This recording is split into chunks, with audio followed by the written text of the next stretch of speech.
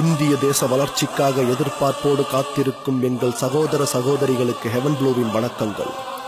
ஊழலுக்கு எதிராக யார் யாரோ நடத்திய போராட்டங்களை கண்டு மெய்சிலிர்த்த என் மக்களே, கருப்பு பணத்தை ஒழிக்க வேண்டும் என்று பல திரைப்படங்களை பார்த்து கைத்தட்டி விசிலடித்து என்ன படம்டா என்று உச்சி முகர்ந்த என் மக்களே, என்றோ நடந்த சுதந்திர போராட்டத்தை நினைத்து பெருமை கொண்டு மெய்சிலிர்த்த என் மக்களே, இதோ இன்று ஒரு சுதந்திர போராட்டத்தை நாம் போராட வேண்டியுள்ளது.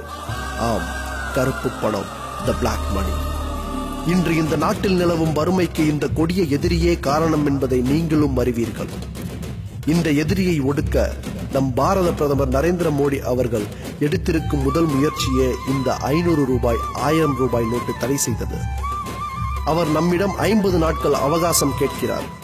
நீங்கள் படும் சிரமத்திற்கு பொறுப்பேற்கிறார். இந்த சுதந்திர போராட்டத்தில் ரத்தம் சிந்த தேவையில்லை, உயிர் பலி இருக்காது, உடைமைகள் பறிபோகாது. நம் உணவிற்காக உழைத்த எந்த ஒரு விவசாயியும் ஏடிஎம் வாசலில் இன்னும் வந்து நிற்கவில்லை.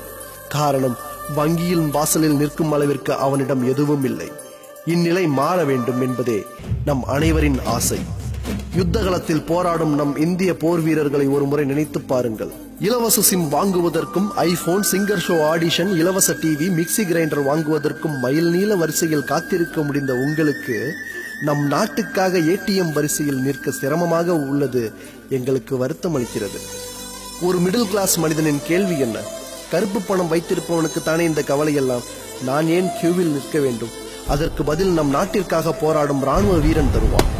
பாகிஸ்தான் வீரனுக்கும் எனக்கும் என்ன தொடர்பு? நான் ஏன் உங்களுக்காக என் தோளில் குண்டடிபட வேண்டும்? உணவுப் பொருட்கள், பெட்ரோல், டீசல், பால் என அனைத்தையும் வங்கியில் பணம் உள்ள அனைவரும் டெபிட் கார்டு மூலம் பெற்று பயன்பெறலாம். ஆனால் இந்நாள் வரை எல்லையில் போராடும் நம் வீரர்கள் போரின் போது கிடைக்கும் தண்ணீரை குடித்து இருக்கிற உணவை உண்டு போராடியதைப் போல இருக்கிற உணவை பகிர்ந்து உண்டு அளவாக அனைத்தையும் பயன்படுத்தி சுமார் 50 நாட்கள் நம் நாட்டிற்காக போராடுவோம். கருப்பு பணத்தை ஒழிப்பதற்காக போராடுவோம்.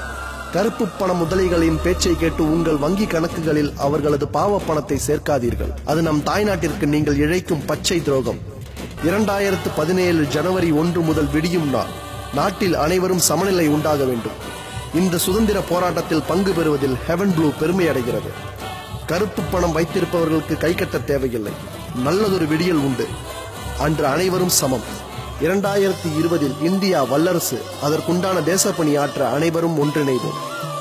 நீங்கள் தேச போராளியா இல்லை தேச துரோகியா? நாங்கள் போராளிகள். ஜெய் ஹிந்த்.